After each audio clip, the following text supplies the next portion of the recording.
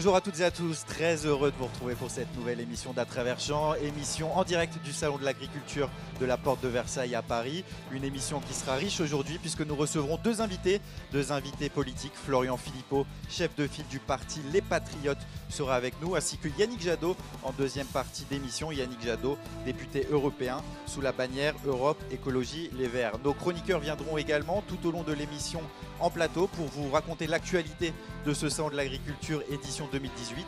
Je vous rappelle que vous pouvez réagir sur les réseaux sociaux à cette émission, sur le Facebook Live bien évidemment, en commentaire, mais également sur Twitter avec le hashtag fréquence ESJ.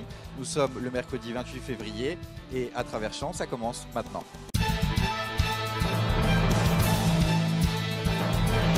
Et comme chaque jour, nous commençons cette émission avec un petit bilan de la veille avec Patrick Urban. Bonjour Patrick. Bonjour Jordan. Et aujourd'hui, vous allez donc nous parler de cette journée de mardi où il y avait pas mal de personnalités politiques qui se sont présentées à ce salon. Exactement, ce que l'on peut vous dire, c'est que c'était un véritable défilé politique hier. Xavier Bertrand, ancien membre des Républicains, et Laurent Wauquiez, actuel président du parti, ont défilé dans les différents halls du Salon de l'Agriculture, tout comme Édouard Philippe, le Premier ministre, dont c'était la première visite hier. Il était d'ailleurs accompagné de Stéphane Travert, mais aussi de Jean-Michel Blanquer, respectivement ministre de l'Agriculture et ministre de l'Éducation. Tous trois se sont d'ailleurs réunis entretenu avec des étudiants de lycée agricole au cours d'une réunion organisée dans la matinée. Mais aussi, la journée d'hier a été inhabituellement bruyante. Et ce n'est pas la faute des animaux pour une fois, mais celle des agriculteurs, puisque le deuxième syndicat agricole, la coordination rurale, ont défilé et paradé dans plusieurs halls avec des banderoles en protestation contre l'accord de libre-échange qui est en cours de négociation entre l'Union européenne et l'Alliance américaine, le Mercosur. Et le concours général agricole s'est donc poursuivi hier avec un petit focus sur les produits régionaux et un concours agricole en quelque sorte un peu aromatisé. Exactement. Est-ce que vous consommez de l'alcool, Jordan? Alors très peu mon cher Patrick. Mais quel alcool en particulier si vous consommez de l'alcool? Si je devais citer quelque chose, un petit cocktail de rhum, c'est pas mal. Justement, hier le rhum et le punch étaient à l'honneur du concours général agricole. 66 médailles ont au total été distribuées aux différents producteurs de ces boissons. C'est la même chose pour les producteurs d'absinthe, de pastis et de liqueurs. Ont eux aussi été récompensés dans les catégories apéritifs. Et bien sûr, il faut quand même le préciser, l'abus d'alcool est dangereux pour la santé. Il faut la consommer avec modération. C'est toujours bien de le rappeler. Merci Patrick Urban et on vous retrouve demain.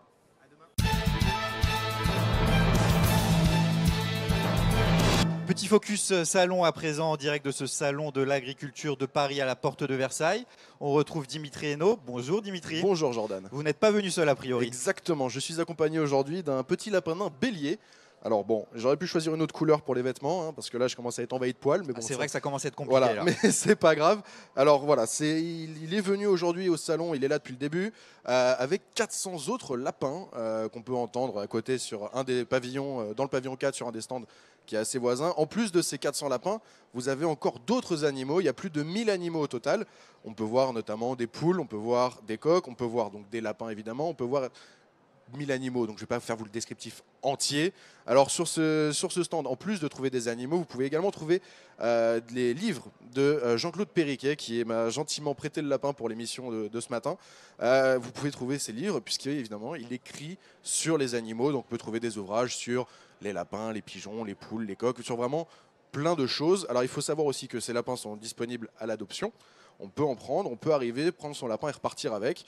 Ça coûte un petit peu cher, mais c'est normal pour ce genre d'animaux. Combien? Les Français veulent savoir. Les Français veulent savoir. Les Français veulent savoir, exactement. Alors on peut s'en tirer avec des lapins pour 40-50 euros. Alors il faut savoir que c'est une moyenne de prix. Il y en a qui sont moins chers, il y en a qui sont plus chers. Mais l'avantage, c'est que on a le choix. Il y a plus de 400 lapins, donc évidemment, on ne va pas s'en retrouver avec un seul lapin qui sera obligatoirement noir. Il y a plein de couleurs, il y en a vraiment beaucoup de choix. Et il faut aussi savoir que voilà, la qualité est présente. On peut voir tous les lapins, ils sont tous en bonne santé, ils sont tous surveillés. Quand on arrive au salon le matin, ils sont tous nourris, ils sont tous Ils ont tous de quoi faire, ils sont tous en très bonne santé. Uniquement blanc ou on peut trouver d'autres couleurs? Alors, j'aurais pu prendre une autre couleur, D'accord. mais voilà, non, il n'y a pas que blanc, il y a vraiment de tout. Là, voilà, je l'ai pris blanc parce que j'aime bien cette couleur, parce que ça me rappelle mon chat. Hein, D'accord. Voilà. Rien à voir, mais c'est important. Ça n'a rien de à voir, rappeler. mais c'est important de le préciser. Donc voilà, je l'ai pris celui-là, et il est quand même assez beau. Donc il y a vraiment beaucoup de choix. 400 lapins, on imagine qu'il n'y a pas 400 lapins blancs, on va pas se Bien mentir. sûr. On a le choix, donc voilà, pas que cette couleur, mais celle-là est quand même assez belle. Je sais pas si on le voit bien à la caméra, entre les On poils peut qui me s'approcher laissent, d'ailleurs. Hein. La voilà, caméra entre peut les poils qui s'approcher. qui laissent sur mon veston, voilà, il est assez beau, il est assez... et puis il est doux, il est tout doux. Va falloir nettoyer tout ça après. Je sais que Ouais. vous vous êtes attaché à ce lapin, Dimitri. Ouais, je suis un ami des bêtes, c'est Mais comme ça. il va falloir malheureusement aller le rendre à son propriétaire. Et en tout Que je cas, remercie évidemment Jean-Claude sûr. Perriquet, qu'on a pu voir déjà hier avec l'émission avec Julien Lepers, voilà, qui est quelqu'un d'adorable, qui m'a prêté ce lapin aujourd'hui. on le remercie. Et si vous souhaitez justement venir voir ces lapins, n'hésitez pas. Dans quel Juste quel- à côté de nous, pavillon 4, vous pouvez voir, c'est l'espace basse-cour. Vous l'entendez surtout avant de le voir. Parfait. Vous Voilà. écoutez le son et puis Voilà. vous Dès que suivez vous le son. entendez des bruits, vous allez par là. Et en plus, on est juste à côté, donc vous passerez nous voir juste après. C'est parfait. Merci beaucoup, Dimitri. Merci à vous, À Jordan. demain.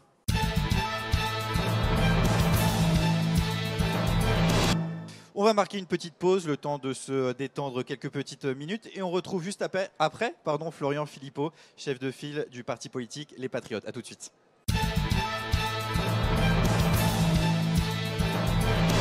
De retour en direct du Salon de l'Agriculture dans la Traverse-Champs, notre invité Florian Philippot nous a rejoint. Bonjour. Bonjour, Merci d'avoir accepté notre invitation.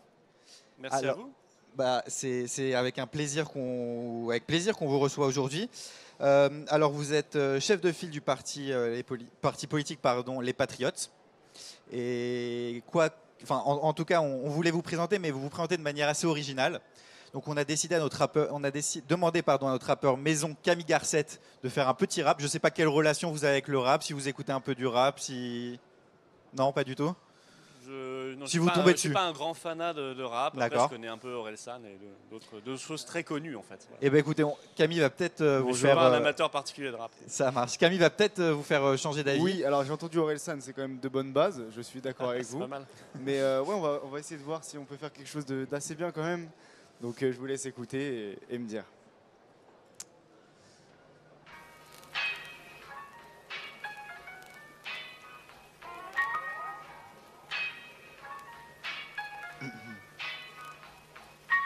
Au sein du FN pendant 5 longues années, rester dans leur politique, ça revient à se condamner. Pour ce parti malade, il n'y a plus d'antidote. Vous faites vos valises et vous créez les patriotes. Mais comment a pu se produire une aussi grosse secousse? Ne dites pas que c'est à cause de ce fameux couscous. Moi je vous comprends d'ailleurs. Vous me donnerez votre recette, ça reste entre nous. Mais moi aussi je craque pour les boulettes de votre personnalité. Je ne connais qu'une facette, celle de votre politique et de vos disquettes. En même temps je comprends, ce n'est pas de votre faute. Vous avez pris exemple sur le général de Gaulle, sur cet homme politique, vous êtes en adoration. Mais n'oubliez pas, il était pour l'émigration. Un programme différent de Marine et de son papa. La famille en politique, ça fait des dégâts. Vous avez une allergie pour l'Union Européenne. Dans votre monde idéal, la France est la souveraine. Je pense pouvoir le dire sans aucune équivoque. Vous n'êtes tout simplement pas né à la bonne époque. Certaines de vos idées sont quand même disparates, comme votre positionnement sur le glyphosate. Bref, Florian Philippot, un homme tout nouveau, à lui seul, à la télé, sur tous les plateaux. Un jour j'étais chez moi dans ma chambre odorante. À la télé vous étiez sur 4 chaînes différentes. Bref, monsieur Philippot, je sais que vous êtes sympa. Quand vous voulez on se revoit pour manger couscous chez moi. Oubliez vos histoires sur le Frexit. Vous devriez mieux chiller Netflix, ouais. Applaudissements pour Camille Garcette. Florian Merci Philippot, beaucoup. Ah non, je m'y attendais pas là. c'est vrai? Ah non, je suis soufflé. Moi, je pensais qu'on allait entendre quelque chose d'enregistré. Ah non, en Bravo, direct, en direct. Bravo, bravo, bravo. Merci beaucoup. Allergique à l'Europe, comme le dit Camille? Ben, j'ai envie de dire, non, je suis allergique au fait qu'on ne soit plus en démocratie. Voilà, je pense que le problème de l'Union européenne, c'est que nous ne sommes plus en démocratie et que nous n'avons plus les moyens de mener des politiques, y compris des politiques agricoles, des politiques écologiques, des politiques économiques, des politiques régaliennes. Et c'est un vrai problème pour ceux qui s'estiment démocrates. On aura l'occasion d'en parler tout au long Oui. de cette émission. Merci Merci, Camille. merci On te Jordan. retrouve Merci demain. beaucoup. Merci, Bravo. monsieur. À demain. Et ok pour le couscous. Hein. Le rendez-vous est pris.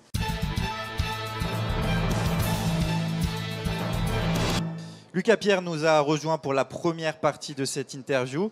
Florian Philippot, l'interview va se décomposer en trois parties. La première partie du coup avec Lucas Pierre qui va nous parler de l'actualité. Lucas, c'est à toi. Bonjour Jordan, bonjour Florian Philippot. Le Premier ministre Édouard Philippe a fait des annonces lundi dernier en proposant des réformes concernant la SNCF après avoir constaté une situation déplorable pour la société ferroviaire. Et dans un communiqué de presse, vous parlez de la réforme par ordonnance comme d'une méthode antidémocratique. Pourquoi ?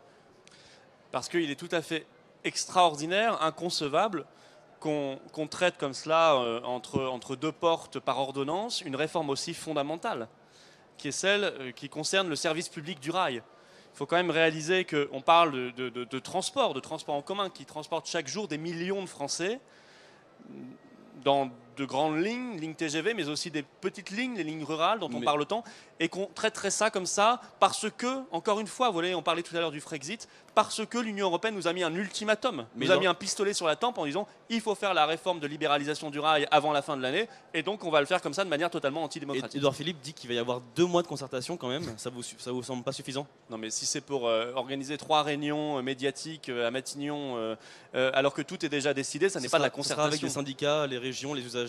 Mais tout est décidé. De toute façon, Édouard Philippe n'a pas le choix, Emmanuel Macron pas plus. En réalité, ils doivent appliquer... Pourquoi ils n'ont pas le choix ? Parce qu'ils doivent appliquer, et c'est ça qu'il faut expliquer aux Français, des directives européennes. Il y a des directives de libéralisation des services publics, notamment du rail, il n'y a pas que le rail, qui ont été prises année après année, ça a commencé il y a une vingtaine d'années, qui demandent à ce qu'on libéralise, à ce qu'on ouvre à la concurrence le rail français. Et c'est là donc que pour ils vous, vont le faire. C'est là qu'intervient le Frexit pour vous, c'est ça ? C'est-à-dire que moi, tous ceux qui m'expliquent, parce qu'aujourd'hui beaucoup de politiques vous disent non, l'Europe quand même, c'est vrai, ne marche pas très bien, il faudrait la changer. Bon. Mais tous ceux qui vous disent cela, ils disent on va faire une réforme intérieure de l'Union européenne, et d'ailleurs le Front National s'est récemment rallié à cette position, comme la France Insoumise, DLF, c'est-à-dire tous ceux qui se disaient souverainistes, beaucoup se sont ralliés à cette position de réforme intérieure. Ça n'est pas possible. Ça fait 40 ans qu'on le promet aux Français. Vous savez, la première affiche du Parti Socialiste à la première élection européenne en 1979, c'était déjà changer l'Europe. Donc en fait, ça n'a aucun sens. Soit on en sort, comme les Britanniques, soit on reste. Mais si on reste, on doit accepter tout ce qui va avec. Mais si on en sort, comment est-ce qu'on fait pour financer, pour aider à financer pour aider les régions à financer les petites lignes ? Mais attendez, est-ce qu'on a les moyens de le faire en France ? Est-ce que vous avez vu qu'hier, la SNCF a annoncé un bénéfice record ? Mais pourtant, le Premier ministre dit que la SNCF est plutôt dans un état déplorable, excusez-moi, alarmant. État déplorable n'empêche qu'elle a fait des bénéfices records en 2017, qu'elle avait déjà fait des bénéfices en 2016, donc il y a les moyens. Il y a des moyens. L'Europe aide aujourd'hui, l'Union européenne aide à financer les régions. Non, l'Union européenne nous reverse une petite partie de l'argent qu'on lui donne.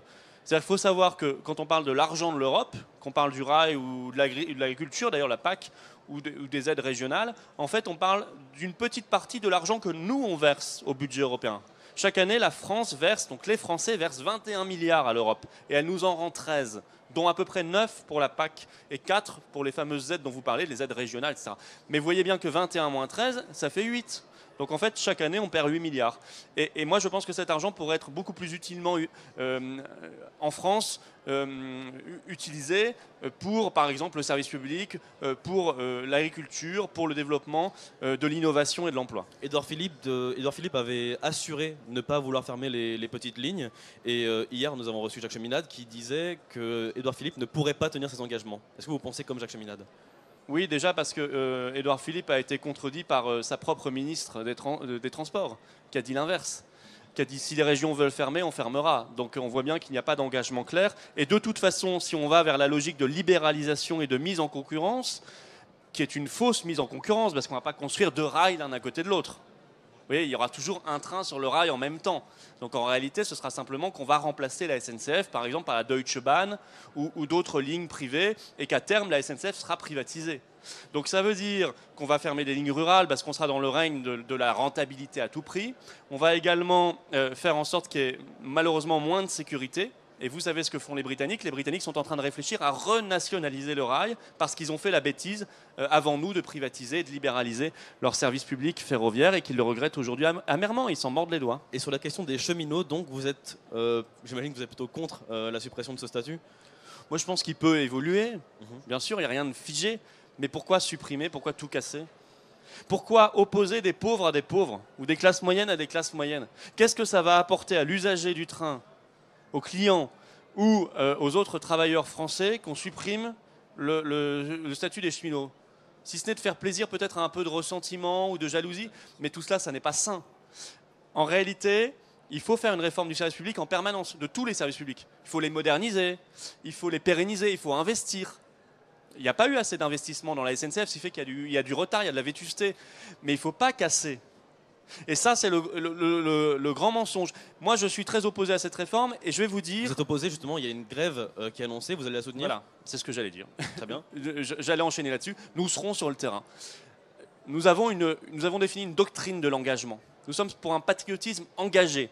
Pas simplement le débat politique, très important, hein, ici, sur les plateaux ou en chambre, en hémicycle, dans les assemblées locales. C'est très important, il faut le faire. Mais on veut aussi être engagé. Donc on sera sur le terrain, on sera identifiable, les patriotes sur le terrain pour défendre le service public. Vous serez sur le terrain. Merci Florian Philippot. Merci. Merci Lucas Pierre, on vous retrouve demain.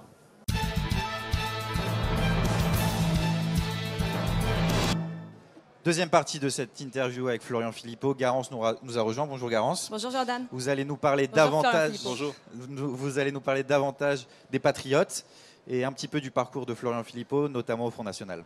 Exactement. Alors, vous avez quitté le Front National en septembre dernier. Est-ce que vous avez fui le bateau quand il coulait finalement?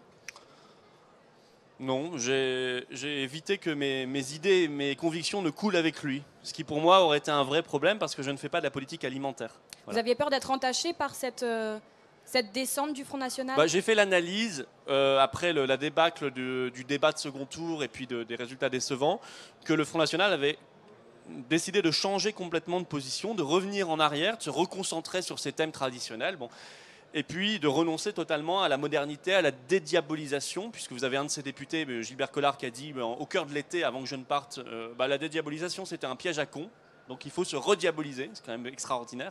Et moi je ne suis pas venu pour ça. Je suis venu pour défendre des convictions. De reprendre la politique de son père en quelque sorte? Oui, même si elle s'en défend, quand on écoute ses discours et les discours en général des cadres du Front National, on voit qu'il y a un retour en arrière évident. Et il y a un abandon du discours social. Elle se voile la face ou elle ment, Marine Le Pen, là-dessus? Il y a un abandon du discours social et il y a un abandon du combat contre l'Union européenne, ce qui pour moi est inacceptable. Voilà, et moi sur je me bats pour l'indépendance de Marine mon Le Pen, pays. elle ment ou elle se voile la face? Je crois qu'elle fait ce qu'elle peut dans un appareil qu'elle ne maîtrise plus et elle se débat avec ses problèmes familiaux et puis les problèmes des cadres qui autour d'elle manifestement ont peut-être déjà tourné la page. Vous avez des nouvelles de Marine Le Pen? Vous lui Non. parlez encore? Non, je n'ai pas de nouvelles. Vous comptez lui reparler un jour peut-être? J'en sais strictement rien, mais en tout cas politiquement, je n'ai rien à faire avec elle parce qu'elle a changé complètement de volonté. Et moi, j'étais venu pour une ouverture. Vous voyez, moi, j'étais venu pour... On a réussi quelque temps pour mettre ce vieux parti, quand je suis arrivé, il avait déjà 40 ans, pour le mettre sur des rails gaullistes. Parce que moi, je suis gaulliste social. On a réussi, puis ça a déraillé. Après, à partir du premier échec électoral, ça a déraillé. Et c'est revenu à ces vieux démons. Je le regrette. J'ai beaucoup de compassion pour les militants, pour les électeurs qui ont cru et qui peut-être y sont encore un peu. J'en ai fait partie. Mais je leur dis, si on veut un patriotisme tourné vers l'avenir, connecté à 2018, il faut aller vers les patriotes. Et en tout cas, il faut aller vers l'ouverture et quelque chose de beaucoup plus crédible. Ce sont des électeurs que vous souhaiteriez attirer au sein des patriotes? Mais moi, je m'adresse à tout le monde. Bien sûr que je m'adresse aussi aux déçus du Front National. Mais je m'adresse aussi à ceux qui ne votent plus. Et je crois que nous créons une espérance. Je suis ravi. Avant de venir, j'ai découvert un sondage BVA sur les mouvements politiques. Et il se trouve que les Patriotes sont celui qui progresse le plus. Nous avons gagné 10 points de popularité en un mois. Et nous sommes déjà passés devant le Front National et devant le Parti Socialiste. Et nous sommes surtout le mouvement politique qui a le plus de très bonnes opinions de tous les mouvements politiques de France. C'est quand même extraordinaire, nous n'avons que 5 mois d'existence, ce qui prouve que peut-être on crée une espérance pour des gens qui ne votaient plus, ou des gens qui votaient à gauche ou à droite, pour une gauche vraiment de gauche, sociale, ou une droite gaulliste, souverainiste, et qui se sentent abandonnés ou trahis. Est-ce que vous pensez, comme Marion Maréchal Le Pen, que les Français ne peuvent pas choisir leur politique? C'est pas que c'est Marion Maréchal Le Pen qui le pense, c'est qu'aujourd'hui, ça a été démontré par le fait que nous sommes dans l'Union européenne et que les votes ne sont pas respectés. On vote pour des présidents de la République soi-disant de droite ou de gauche ou Macron. Vous pensez qu'on pense plus à l'Union européenne en votant qu'à la France elle-même? Pas forcément, mais je pense qu'on croit voter pour une alternance qui n'a pas lieu. Et c'est désespérant et ça pousse des gens à l'abstention. Et puis il y a eu la trahison du référendum de 2005 sur la Constitution européenne. Les Français votent non. par référendum. Et 3 ans après, Sarkozy, avec ses amis, y compris socialistes d'ailleurs, ont fait passer le traité de Lisbonne, qui était un copier-coller de la Constitution européenne. Et ça, ne comptez pas après ce genre de trahison à ce que les gens aillent voter. Évidemment, ils sont dégoûtés quand ils voient ça. Donc c'est à nous d'avoir une doctrine de la sincérité. Moi, j'assume dans le projet politique des Patriotes, aujourd'hui, il y a des éléments qui ne sont pas encore majoritaires dans l'opinion publique, comme la sortie de l'Union européenne. Je l'assume, mais je pense que c'est indispensable et donc je défends mes convictions. Moi, je suis là pour essayer de convaincre. Je ne suis pas là pour plaire au sondage du matin. Alors le 18 février dernier, vous avez officiellement lancé votre parti Les Patriotes lors d'un congrès à Arras. Est-ce que c'était une réussite ce congrès? C'était une très belle réussite. C'était archi comble, plus de 600 personnes, même la presse l'a noté. Et il y avait une superbe ambiance. Ça vous étonne que la presse ait noté ça? Ah ben je suis ravi, ça prouve qu'on peut avoir des relations tout à fait normales. Mais c'est vrai que de travail normal, mais c'est vrai qu'il y avait une bonne ambiance de travail. On a lancé de grands chantiers pour incarner une alternative à Macron, au tout libéral. Ouais. Et en même temps, il y avait une ambiance sympathique. Voilà, Vous il y avait pensez une que vous ambiance êtes le chaleureuse. premier adversaire d'Emmanuel Macron aujourd'hui? On est modeste, moi je suis lucide. J'ai monté un mouvement politique qui n'a que 5 mois d'existence, c'est le plus jeune mouvement de France. Mais en termes de fond, d'alternative politique, oui, je crois que nous sommes peut-être la seule vraie alternative Mais vous pensez à vraiment Macron. qu'avec 6500 adhérents, vous avez du poids en politique aujourd'hui? 6500 adhérents le 31 janvier, on doit être plus proche de 7000 maintenant, mais je vous l'ai dit, je suis lucide. Je sais notre taille aujourd'hui, mais je vois notre progression. J'ai vu ce sondage ce matin, je vois le succès d'Arras, je vois qu'il y a un intérêt, qu'il y a des adhésions, qu'il y a des élus qui viennent, qu'il y a des volontaires sur le terrain qui nous rejoignent, qui veulent nous prêter un coup de main, participer à cette grande aventure d'un patriotisme moderne et engagé.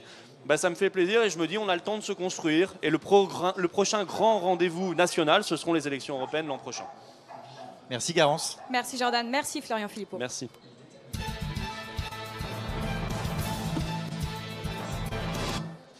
On continue cette interview de Florian Philippot avec Yanis Daraz. Bonjour Yanis. Bonjour Jordan, bonjour Florian Philippot. Et on va parler du coup d'agriculture. Exactement, notamment Mercosur et aussi bien évidemment les zones défavorisées.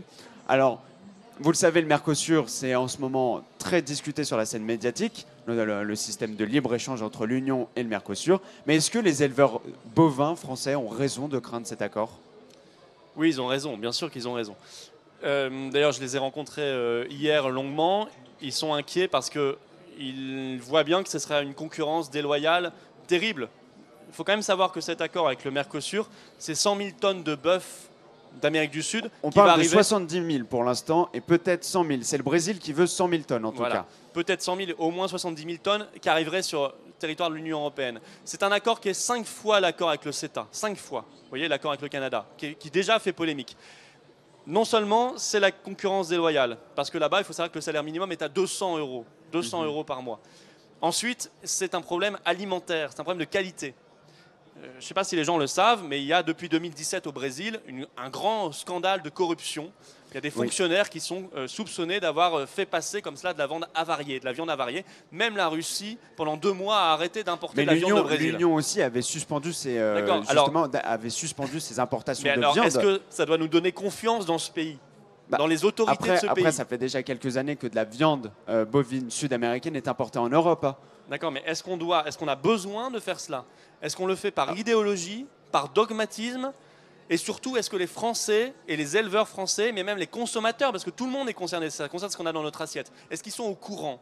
Est-ce qu'ils ont dit oui à ça? Bien sûr que non. Ils sont même pas au courant. Ça fait des années qu'il y a de la viande bovine dans nos assiettes, en fait, sud-américaines. Moi, je parle de l'accord avec le Mercosur. Est-ce que les Français sont au courant? Est-ce qu'ils ont appris il y a 3 jours, comme la plupart de l'opinion publique, qu'il y a un accord en négociation entre l'Union européenne et le Mercosur? Oui, ils l'ont appris il y a 3 jours. Est-ce que c'est normal dans une démocratie? Bien sûr que non. Donc, il faut que nous ayons la main. Or, Macron, moi je vais vous dire, Macron, je crois qu'il ne sait même pas ce qu'il y a dans cet accord en temps réel. Il ne le sait même pas. Je pense qu'il est vaguement tenu Donc informé. les promesses qu'il a faites au salon, c'est du vent. C'est du vent. C'est du vent, comme souvent chez Macron, c'est souvent du vent. Mais je crois qu'il ne sait même pas en temps réel ce qu'il y a dedans. C'est négocié par la Commission européenne. Est-ce que la France n'a pas la capacité de négocier elle-même ses accords commerciaux? Mais bien sûr que oui. Le Canada, ça n'est que 30 millions d'habitants. Ça n'est que 60% du PIB de la France. Ils ont négocié comme des grands leurs accords commerciaux et plutôt à leur avantage. Mais ici, la on parle France, de Mercosur, d'un intérêts. traité de libre-échange entre pays sud-américains déjà. Ouais. Ça concerne quand même 298 millions de personnes. Ouais. Et aujourd'hui, est-ce qu'on peut vraiment faire un trait sur ce marché, par exemple? C'est pas Parce que faire vous un le trait. savez, un traité de libre-échange, ça fonctionne dans les deux sens. Mais oui, vous avez raison, mais ça fait des dizaines d'années, et même davantage, que nous commerçons avec l'Amérique du Sud. Si nous avons des Oui, atouts... mais moins de taxes, ça peut être un avantage aussi pour nous, non? Mais si nous avons des atouts, un avantage à aller vendre, si nous avons de l'innovation, des produits de qualité made in France à aller vendre, alors on vendra. On n'a pas besoin de tout saccager, de supprimer ce qu'estime aujourd'hui la Fédération nationale bovine, 30 000 emplois dans l'élevage français, et de mettre des horreurs dans nos assiettes pour espérer vendre 3 voitures en plus au Brésil. Enfin, ça n'a absolument aucun sens. Et moi, je pense que nous devons mettre un terme immédiatement à cet accord et surtout retrouver notre souveraineté nationale et notre souveraineté commerciale. Ça ne peut pas être bénéfique pour la France et l'Union européenne, cet accord, notamment en termes de lait, de vin, d'automobile. Je ne le crois pas du tout. Ce sont des secteurs qui ont beaucoup souffert ces dernières années pourtant. Vous savez, la France vend moins, y compris dans le secteur agricole et agroalimentaire, parce qu'elle est entravée notamment par l'euro, qui est beaucoup trop cher, qui n'est pas adapté, parce qu'elle n'a pas fait les efforts suffisants d'innovation, mais aussi parce qu'elle n'a pas d'état stratège pour aller conquérir des marchés, pour aller la positionner au niveau international. Ce qui fait qu'en 15 ans, notre part de marché dans le monde est passée de 5,5% à 3% aujourd'hui, même moins de 3%, et ça correspond notamment au moment où nous avqu'il créé l'euro, ce qui prouve qu'il y a un vrai problème. Merci Florian Philippot. Merci Yanis, à demain. Merci.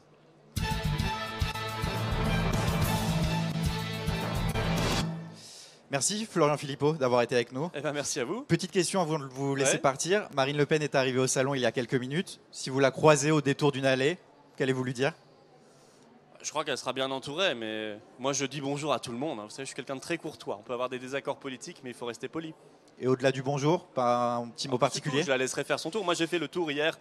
Je suis allé voir les agriculteurs hier et je la laisserai faire son tour normalement, bien sûr. C'est entendu. Merci Voilà, Florian merci Philippot. beaucoup. On se retrouve avec Yannick Jadot dans quelques instants, juste après une petite pause. A tout de suite.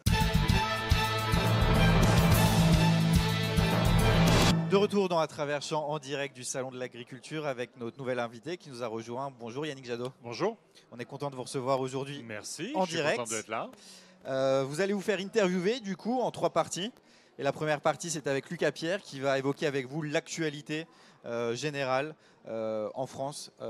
Voilà, c'est à toi. Bonjour Yannick Jadot. Bonjour. Un tribunal français donc, a condamné hier des militants Greenpeace à plusieurs mois de prison avec sursis et à de la prison ferme. Pour certains, ces derniers s'étaient introduits dans la centrale nucléaire de Cattenom le 12 octobre 2017. C'est la première fois que des militants Greenpeace sont condamnés à de la prison ferme. Est-ce que ça vous choque ? Profondément. Vous savez, j'ai dirigé les campagnes de Greenpeace en France pendant 7 ans avant d'être député européen. Et c'est vrai que là, on voit un processus où de plus en plus les lanceurs d'alerte, que ce soit Greenpeace sur le nucléaire, que ce soit Antoine Delcourt sur l'évasion fiscale ou sur d'autres sujets, ce sont les lanceurs d'alerte qui sont poursuivis. On l'a vu avec Attac et Apple. Ce sont les lanceurs d'alerte qui sont poursuivis, qui se retrouvent devant les tribunaux et non pas ceux qui devraient être devant les tribunaux. Pour le coup, Apple sur l'évasion fiscale, les banques sur l'évasion fiscale aussi, ou le nucléaire, parce que qu'est-ce qu'a fait Greenpeace ? Greenpeace n'a fait qu'alerter sur l'absence de sécurité dans les centrales nucléaires, Mais ce qu'ils ont qui fait- nous met tous en danger. Ce qu'ils ont fait, c'est illégal quand même. Et C'est alors normal qu'ils passent devant les tribunaux. Mais Greenpeace a toujours totalement assumé ses actes, mais la- son La question rôle... n'est pas de l'assumer. D'accord, si, la question 1, c'est d'assumer. Quand vous faites de la désobéissance civile, vous assumez. Vous n'y allez pas masqué, vous y allez de manière identifiable et identifiée. Vous revendiquez ce que vous faites. Mais vous le revendiquez au profit, au bénéfice de l'intérêt général. Est-ce qu'on n'est pas tous concernés par le fait qu'il y a des failles de sécurité dans les centrales nucléaires avec la menace terroriste? Est-ce qu'on n'est pas tous menacés par le fait que de plus en plus de centrales nucléaires vont mal, que la maintenance est mal organisée et que ça nous met tous en danger? Et à chaque fois que Greenpeace a fait une action, généralement, vous avez des politiques derrière qui, heureusement, disent il faut renforcer la sécurité dans les centrales Qu'est-ce qu'on nucléaires. fait alors justement pour les centrales nucléaires? Qu'est-ce qu'on fait pour que ça n'arrive plus, ce genre de choses? Qu'est-ce qui doit plus arriver? Ce qui doit plus arriver, c'est les failles de sécurité. Ben, il faut absolument, à partir du moment où il y a un tel risque sur les centrales nucléaires, il faut évidemment, à court terme, renforcer la sécurité Plus de des personnel. centrales nucléaires. Bien sûr, plus de surveillance. Il faut s'assurer. Et puis, à un moment donné, il faut sortir du nucléaire. Parce que quand vous avez un réacteur nucléaire qui, du fait d'un problème de maintenance, du fait d'une faille de sûreté, peut exploser, peut fondre et peut condamner des territoires entiers avec des centaines de milliers de personnes, vous avez un risque là qui est immense. Et ben, il faut supprimer ce risque, surtout quand, encore une fois, les énergies renouvelables permettent de créer plus d'emplois. Et franchement, une éolienne qui tombe, au pire, c'est un lapin. Donc la racine du problème, c'est le nucléaire. Bien sûr. Hier, Jacques Cheminade disait qu'on ne pouvait pas se permettre de sortir du nucléaire. Qu'est-ce que vous voulez que je vous dise? Jacques Cheminade, il dit qu'il faut finir sur Mars. Alors qu'est-ce que... Bon, si vous voulez, si on doit écouter des huluberlus parler du nucléaire, c'est pas sérieux. Franchement, un pays extrêmement rationnel, extrêmement efficace économiquement, c'est l'Allemagne. L'Allemagne sort du nucléaire, la Corée du Sud sort du nucléaire, la Suisse sort du nucléaire, l'Italie sort du nucléaire. C'est une industrie extrêmement coûteuse, c'est une industrie en immense difficulté aujourd'hui du fait des problèmes de sécurité.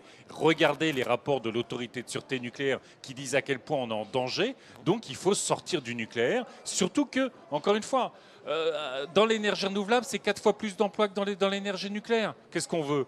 On veut des énergies sûres, on veut profiter du soleil, du vent et éviter le risque nucléaire. C'est quand même la bonne solution. Est-ce que vous avez l'impression que les personnes qui souhaitent sortir du nucléaire en France sont minoritaires? Est-ce que vous avez l'impression que c'est une pensée minoritaire? Les enquêtes d'opinion sont toujours... les enquêtes d'opinion disent les Français veulent se passer du nucléaire, préfèrent les énergies renouvelables. En revanche, pour une grande partie des Français, ils ne sont pas convaincus aujourd'hui qu'on puisse sortir du nucléaire. Donc à nous d'être plus crédibles sur nos scénarios énergétiques. Aujourd'hui, dans le monde entier, on investit sur les énergies renouvelables. Personne n'investit. Il n'y a pas un opérateur privé qui investit sur le nucléaire. Pas un opérateur privé dans le monde n'investit sur le nucléaire. Donc franchement, il est temps d'en sortir. On va juste passer à une autre actualité, c'est celle des manifestations pro-vegan qu'il y a eu samedi dernier au salon. Est-ce qu'on n'est pas trop dans le spectacle dans le salon de l'agriculture? Le salon de l'agriculture est un spectacle. Il faut l'assumer. Je veux dire, c'est une énorme opération de communication, d'explication, de pédagogie autour de l'agriculture. C'est la mise en relation d'un public toujours très intéressé, passionné par l'agriculture. Il y a une relation très forte entre les Français et les paysans. Donc, le problème, c'est que certains manifestants parlent du salon comme un événement qui occulte la crise dans le domaine agricole. Bien sûr, il y a une forme de... Dans toute opération de communication, il y a aussi une opération de propagande. Bien sûr, mais le salon de l'agriculture doit être un lieu où on débat aujourd'hui. Vous savez, il y a un plan social permanent dans l'agriculture. Il y a des milliers de paysans qui disparaissent. Vous avez un suicide tous les 2 jours. Vous avez un tiers des paysans qui vivent avec moins de 350 €. Et puis il y a la pollution de l'environnement. Et puis il y a la question de la santé. Et puis il y a la question de l'aménagement du territoire. C'est ce débat-là qu'on doit avoir, y compris de manière politique. Quand vous avez plus de 9 milliards d'euros qui, tous les ans, vont vers l'agriculture, nous devons savoir et nous devons décider de quel type d'agriculture on soutient. Est-ce qu'on soutient une agriculture avec beaucoup de paysans? Est-ce qu'on soutient une agriculture qui protège l'environnement et la santé? Désolé, on va devoir couper parce qu'on va devoir passer à la suite. Donc merci Yannick Jadot. Mais on aura l'occasion peut-être de développer un peu plus dans la deuxième et troisième partie de cette émission. Mais en attendant, on va accueillir Jérémy Richalet pour sa chronique high-tech.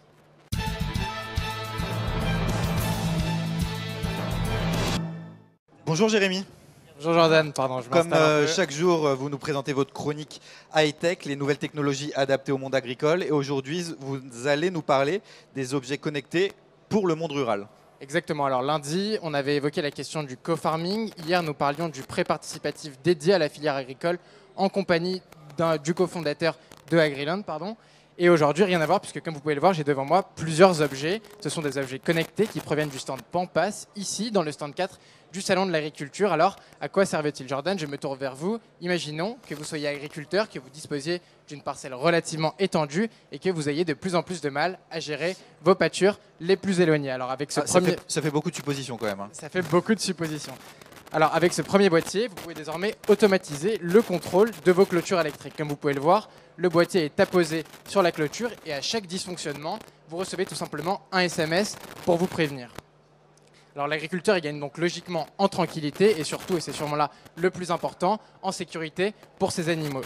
Alors ici, j'ai un deuxième boîtier muni d'une très longue sonde, il permet de mesurer la température du foin à distance. Il permet, donc, comme pour les clôtures, vous recevez un SMS et une alerte vous est envoyée sur l'avancement de la fermentation de votre foin. Et enfin, j'ai un troisième boîtier ici, et c'est sûrement le plus facile à comprendre, puisqu'il permet de veiller sur le niveau de ces tonnes à eau pour éviter tout simplement qu'elles ne soient vides.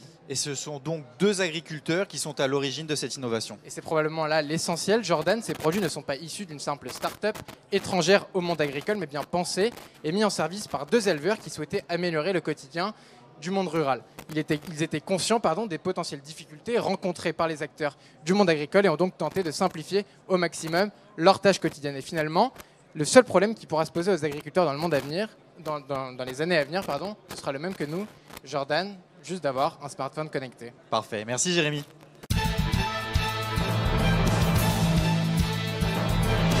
Deuxième partie de cette interview, on accueille Garance. Garance qui va parler Bonjour Yannick Jadot. Bonjour. d'Europe Écologie Les Verts, très bien. votre parti politique. Alors, est-ce que vous êtes toujours en bon terme avec Benoît Hamon? On se parle, bien sûr. Vous envisagez peut-être de partager une liste avec lui pour l'élection européenne? Pour l'instant, ma préoccupation, c'est de faire en sorte que l'écologie politique soit présente dans les élections européennes. Vous savez, pour les Vous avez écologistes... peur qu'il vous fasse perdre, Benoît Hamon? Non. Pour les écologistes, les élections européennes ont toujours été une élection flamboyante. On fait toujours plus de 10%, c'est bien. Nous avons un programme très fort, nous avons une identité très forte sur l'Europe. Et moi, je souhaite que l'écologie politique soit très fortement présente dans l'élection européenne. Peut-être qu'à la fin, on finira par faire avec d'autres, mais ça devrait être une liste de l'écologie politique. Alors, vous vouliez un président qui défendrait vraiment l'écologie. Est-ce que vous êtes satisfait de ce que propose le gouvernement? Malheureusement, pas beaucoup. Il y a de très grands discours. Emmanuel Macron est un génie du discours. Il crée de l'enthousiasme, il est jeune, il est dynamique. Donc quand il parle du climat, ça donne envie. Le problème, c'est est-ce que nous agissons de manière cohérente? Il parle beaucoup, mais il fait rien, c'est ça ce que vous dites? Il ne fait pas à la hauteur de ce qu'il parle. Prenons l'exemple du climat. Aujourd'hui, on sait que pour lutter contre le dérèglement climatique, il faut changer de système énergétique et notamment aller vers beaucoup sur les énergies renouvelables et les économies d'énergie. C'est le débat que nous avons eu dans la première partie. Eh bien, la France n'est pas un pays dynamique à l'échelle européenne, là où ça se décide sur les énergies renouvelables. Vous avez vu que Emmanuel Macron se fait plutôt le champion du nucléaire. On voit, il y a eu, en lien avec le salon, il y a eu tout le débat européen sur le glyphosate. Vous avez Emmanuel Macron qui, dans son avion, a tweeté « Dans 3 ans, on aura terminé ». Et maintenant, vous écoutez Emmanuel Macron, vous écoutez Stéphane Travert, vous écoutez Nicolas Hulot, ils disent « Ah bah oui, mais on va faire beaucoup, on va avoir de plus en plus d'exceptions, mais non, il n'y aura pas d'interdiction. » Ils ne font pas assez au regard de la crise écologique. Et surtout, quand on a un tel sentiment d'abandon, notamment dans les zones rurales de notre pays, notamment dans certains quartiers. Le programme écologique sur les énergies renouvelables, sur la rénovation du bâtiment, sur les transports collectifs, on a le débat sur la SNCF, sur l'agriculture. L'écologie, c'est plus d'emplois sur tous les territoires. Et quand vous avez plus d'emplois sur tous les territoires, eh ben vous avez plus de services publics, vous avez plus de culture et vous avez plus de démocratie. Vous pensez que Nicolas Hulot fait du bon travail à sa place de ministre de la Transition énergétique? Il essaye. Maintenant, Nicolas Hulot est très isolé. Il ne vous a pas échappé que Emmanuel Macron, quand il a fait sa campagne, n'a pas du tout parlé d'écologie. Il ne vous a pas échappé qu'Édouard Philippe n'avait pas voté la loi sur la biodiversité, n'avait pas voté la loi sur la transition écologique. Quand il était maire, il défendait des centrales charbon.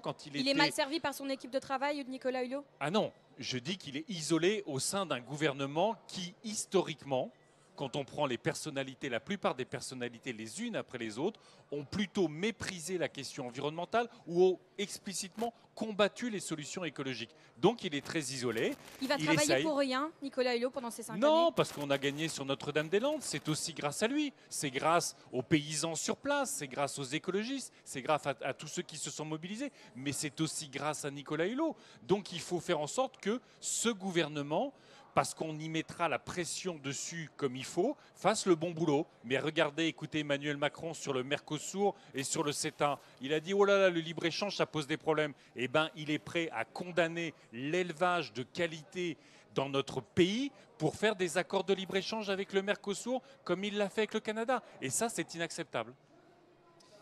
Merci Garance d'être venu. Merci Yannick Jadot. Merci.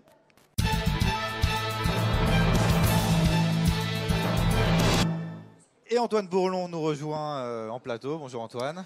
Bonjour Jordan, bonjour Yannick Jadot. Bonjour. Alors vous allez nous parler aujourd'hui du fromage star du Salon de l'Agriculture qui est le comté, je crois. Oui, alors vous allez me dire tout simplement pourquoi le comté. Il est déjà très célèbre, bien évidemment, on sait que c'est délicieux et tous les amateurs de fromage qu'on a ici au Salon de l'Agriculture connaissent déjà le goût. Alors là, on a les comtés de la maison Suchot qui nous a fait un petit échantillon. Et le comté, outre, c'est un des meilleurs du salon, celui-là. Et il a battu beaucoup de records, le comté. Bon, pas évidemment que celui-là. Au total, 14 médailles au concours général agricole de cette année. Il y a aussi le Morbier, bien sûr, de cette région. Ça vient du Doubs, exactement. Et la région Franche-Comté, en général, a connu un très grand succès. Il n'y a pas de secret chez eux. On entretient une tradition, on la respecte. Donc du fromage de vache, bien entendu, pour tous ces fromages. Un affinage très particulier, très minutieux.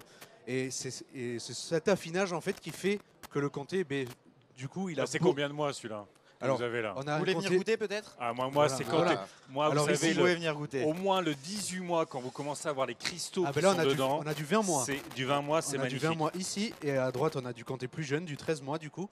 Donc, je vous laisse déguster. Mais et vous savez, ce qui est vachement donnez votre intéressant, avis. si je peux me permettre dans le Dites-nous, comté, dites-nous. c'est que c'est aussi une organisation pour garantir la qualité du comté, c'est aussi une organisation de régulation de la production. Ouais, bien. Et ce dont on a besoin sur le lait, comme sur la plupart des matières agricoles aujourd'hui, c'est de régulation de la production. L'objectif, ce n'est pas d'en exporter dans le monde entier, c'est de réguler la production pour avoir des meilleurs prix et de la meilleure qualité. Justement Antoine, combien de types de comtés sont présents sur ce salon? Je vais retourner la question à notre invité. Petite devinette, à votre avis, combien de comtés le jury du concours général agricole a goûté en tout?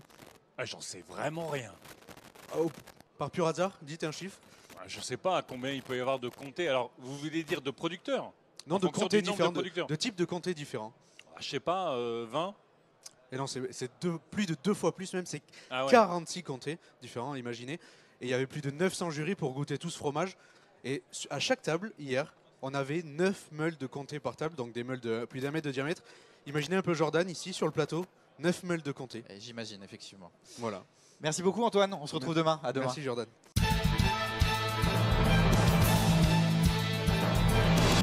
Dernière partie de cette interview en direct du Salon de l'Agriculture avec Yannick Jadot toujours. On est au Salon de l'Agriculture, on va bien évidemment parler d'agriculture et c'est Yanis Darras qui va nous en parler. Bonjour Yannick Jadot. Bonjour. 68 000 tonnes de pesticides ont été vendues l'année dernière en France, c'est autant qu'en 2015. Pourquoi l'agriculture est autant accro aux pesticides? C'est tout le sujet du moment. On sait aujourd'hui les dangers pour la santé des pesticides. On sait à quel point ces pesticides, quand ils sont utilisés de manière excessive, sont aussi le levier, le moteur d'une agriculture où il y a de moins en moins de paysans, d'une agriculture Donc c'est qui quoi? se concentre. C'est les agriculteurs qui ne font pas d'efforts ou c'est un manque de volonté politique? Je crois que pour beaucoup d'agriculteurs, il y a les deux. Il y a clairement, si vous voulez, pendant des années, le système a fait en sorte qu'on a dit aux agriculteurs utilise. Les conseillers en agriculture étaient aussi les vendeurs de pesticides, ce qui est un conflit d'intérêts majeur.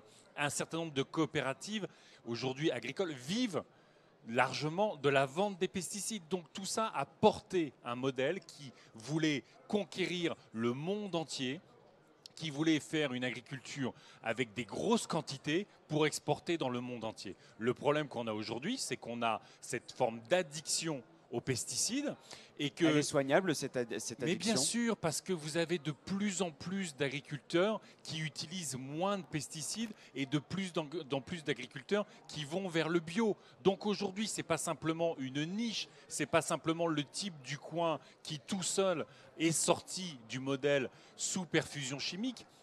Ce sont de plus en plus d'agriculteurs qui vont voir comment fonctionnent les bio, comment ils travaillent, y compris parce que les bio, sur un certain nombre de productions, vivent mieux que les conventionnels. Ils ont parfois des rendements un peu inférieurs à un fort usage du pesticide, mais au fond, ils n'achètent pas le pesticide. Donc en termes de rentabilité, ils se retrouvent mieux. Et puis surtout, ils s'orientent aussi vers Faut des préférer produits. la rentabilité au rendement maintenant, aujourd'hui? Il faut s'assurer que les paysans vivent de leur travail. Ce qui se passe dans le monde agricole aujourd'hui, avec un tiers, 40% des paysans qui ont moins de 350 euros, c'est choquant, c'est totalement scandaleux. Mais c'est aussi ce système-là qui veut être aussi compétitif que les Brésiliens. Est-ce que vous pensez vraiment qu'avec notre volonté d'avoir des normes environnementales, d'avoir des normes sociales, on peut être compétitif vis-à-vis des Brésiliens? Eh bien non. En revanche, c'est quand même totalement idiot de vouloir exporter dans le monde entier.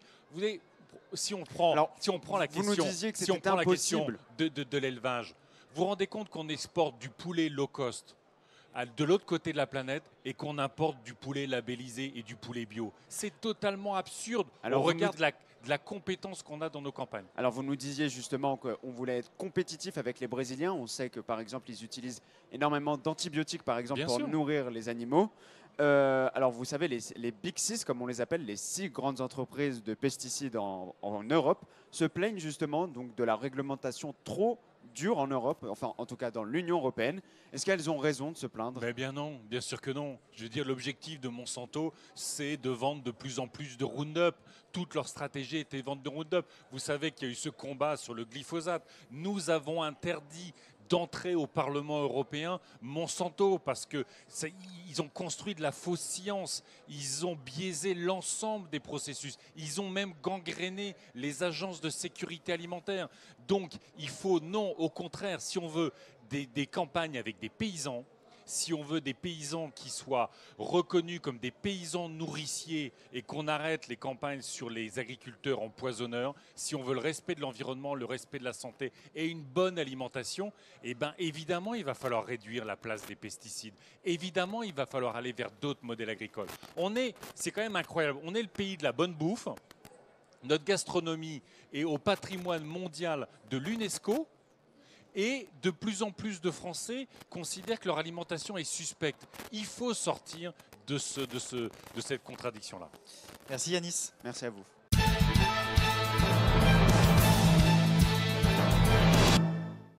Et on va terminer cette émission avec Hugo Franceschi. Hugo, bonjour. Bonjour Jordan. Vous allez nous parler du programme du jour sur ce salon de l'agriculture avec la visite de nombreux politiques.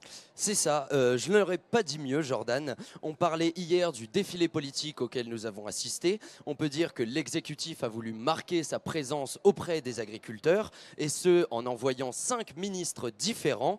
Donc le Premier ministre Édouard Philippe entame aujourd'hui sa 2e journée sur le salon. Il sera également présent demain. Mais pourtant, hier, c'est le président des Républicains, Laurent Wauquiez, qui a beaucoup fait parler de lui. On peut dire que pour une fois, il était très content de se faire enregistrer. Il sera également présent aujourd'hui, mais cette fois-ci en tant que président de la région Auvergne-Rhône-Alpes. Et on l'a dit tout à l'heure, Marine Le Pen sera sur le salon. Elle est d'ailleurs déjà arrivée. Tout à fait, Jordan. Marine Le Pen sera sur le salon de l'agriculture aujourd'hui. Elle y restera pour toute la journée. La présidente du Front National le sait très bien. Son parti enregistre de très bons scores, notamment dans les zones rurales. Elle tente donc aujourd'hui de se rapprocher de son électorat.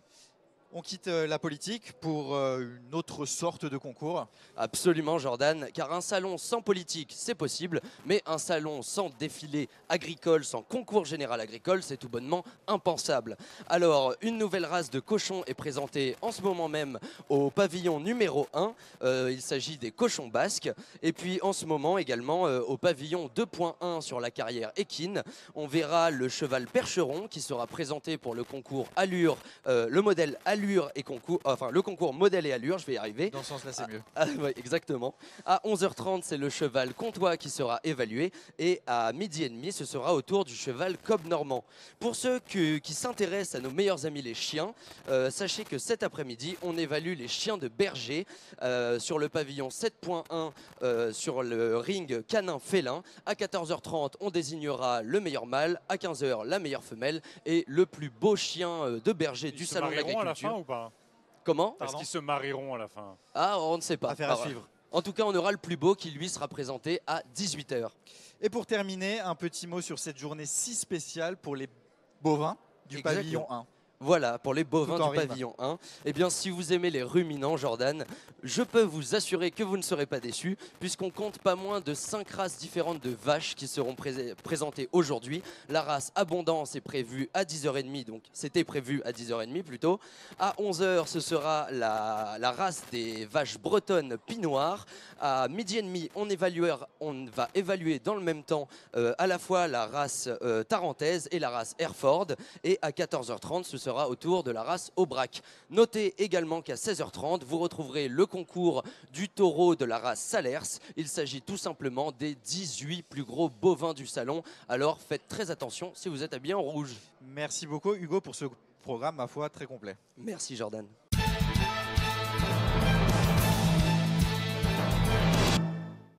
Merci Yannick Jadot d'avoir été avec nous aujourd'hui. Mais merci de m'avoir invité. Quelle est la suite du programme sur ce salon de l'agriculture? Des visites, et notamment, puisque nous parlions du Mercosur, je vais aller voir Interbev, la filière bovine, pour savoir comment on lutte contre tous ces accords de libre-échange qui vont tuer l'élevage français et l'élevage européen. Eh bien, bonne visite à vous, bonne journée. Merci. Merci à toutes et à tous de nous avoir suivis en direct de ce salon de l'agriculture. Demain, vous retrouvez à la présentation Sacha Zilinski. Bonne journée, bye bye.